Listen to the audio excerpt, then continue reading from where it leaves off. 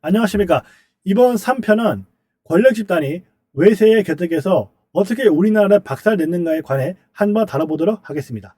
자, 우선 김영삼 정부가 출범한 이후에 신경제 정책으로 외화를 낭비시키고 과잉 투자와 인플레이션, 부실한 차입 경영을 부추기는 성장 방식을 택하게 됩니다. 자, 그래서 외화를 쓸 수밖에 없었던 한국 경제에 외환 위기까지 닥치게 만드는 변수를 조성하게 되죠. 자, 그러면서 한국 경제가 잠시나마 좋았었습니다. 그러면서도 외국 자본이 들어오고 그러면서 외국 자본의 특혜까지 주는 그런 지경에 이르게 되죠.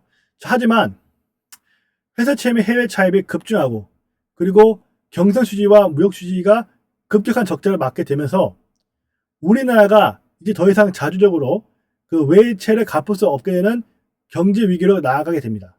자, 그런 상황 속에서 김영삼 정부가 이중적으로 일본에 협력하고 유럽에 경제적으로 많은 협력을 했었습니다. 특히 이 영국과 독일에 더더욱 깊숙이 협력했었죠. 자, 그러면서 이 외세가 한국 경제에 간섭하도록 법으로 경영권을 공격하기에 이릅니다. 자, 그래서 과거 우리나라 군부가 경제 성장을 하게 되면서 채택했던 정년 유치화 방식을 이제는 거꾸로 우리나라의 외환위기를 부르는 방식으로 만들어내게 된 거죠. 그래서 이 당시에 한국에 대출을 해줬었던 일본과 유럽이 압도적으로 많았었고, 이 채권국들이 사실 한국의 반감을 드러내면서 스위스 바젤 총회에서 한국에 대한 불만을 표시하기도 했었습니다. 자, 그러나 김영삼 대통령이 종교를 이용해서 정치에 활동을 하려고 했었습니다. 저는 그게 바로 이재룡 목사인데, 참고로 이 이재룡 목사는 이상한 패턴으로 돈을 날리면서 주식 활동까지 경제 활동을 벌이게 되죠. 저는 이러한 이재룡 목사의 이상한 활동에서는 저는 어쩌면 돈 세대가 바탕한 비자금 형성이 전 아니었을까 생각이 듭니다. 한편 이 세지마 류제라는 사람이 한국 정치에 많이 개입을 하면서 88 올림픽, 3당 합당, 민주야당 출범, 천원 사과까지 개입하는 아주 핵심적인 인사였는데요. 그러면서 이 사람은 삼성하고 전두환 대통령까지 연관이 되죠. 자, 그 이후에 3당 합당이 일어나고 전두환 노태우 대통령이 토사구팽까지 당하는 사건이 벌어지게 됩니다. 저는 이런 뒷배경에는 아마 청명계획이라는 국군 보안사령부의 민간의 사찰 사건으로 한번 이제 노태 정부가 흔들리고, 그리고 결정적으로 권역의 안기부장이 하나회를 날려버리는 데 가장 기밀 정보를 넘기는 중요한 역할을 하게 되죠. 저는 이러한 군부 내에서도 배신과 저는 반란이 있었던 이유 중 하나는 바로 정보기관들 간에 저는 악감정과 그리고 저는 다툼이 전 원인이었던 걸 보고 있습니다. 그리고 이런 악감정은 계속 이어져서 군이 정보사령부에서 기밀 자료가 유출되고, 그리고 그럼에도 국정원이 수민태의 사건에도 별다른 감정을 내세우지 않은 채 그냥 조용히 잘 활동하고 있는 점만 봐도 알 수 있죠. 자, 그래서 저는 대한민국의 하나를 축출한 집단을 전 세 가지로 나눠서 묘사해봤습니다.